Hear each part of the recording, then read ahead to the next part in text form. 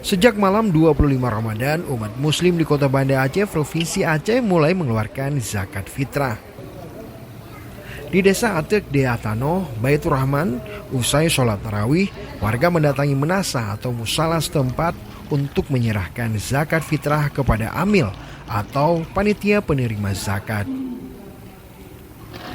Imam Desa Atek Deatano, Ustadz Arifin mengatakan, zakat fitrah merupakan zakat yang diwajibkan atas setiap jiwa, baik laki-laki dan perempuan muslim, yang dilakukan pada bulan Ramadan.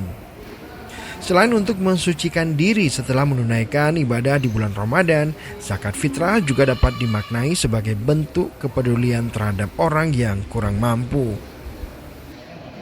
Fitrah inilah zakat membayar jiwa kita. Kata-kata kan nampak harta perniagaan itu apa. Per jiwa berapa besar yang harus dikeluarkan oleh jiwa? Kalau dari segi hadisnya dikatakan oleh Rasulullah, per jiwa itu satu sak itu 7 mud. Satu mud itu lebih kurang sekitar 7 on.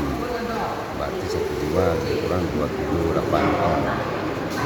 Berarti zakat fitrah ini setiap muslim wajib mengeluarkan? Wajib. Nah, ya wajibnya jatuh wajibnya itulah malam hari raya. Malam hari raya sebelum khatib naik mimbar.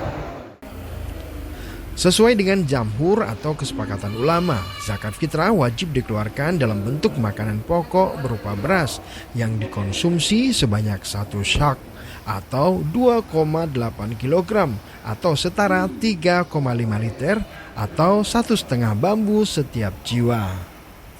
Beras yang terkumpul dari zakat fitrah ini kemudian disalurkan kepada mustahik atau penerima zakat, diantaranya warga yang kurang mampu. Zakat fitrah ditunaikan sejak awal Ramadan dan paling lambat dilakukan sebelum pelaksanaan sholat Idul Fitri.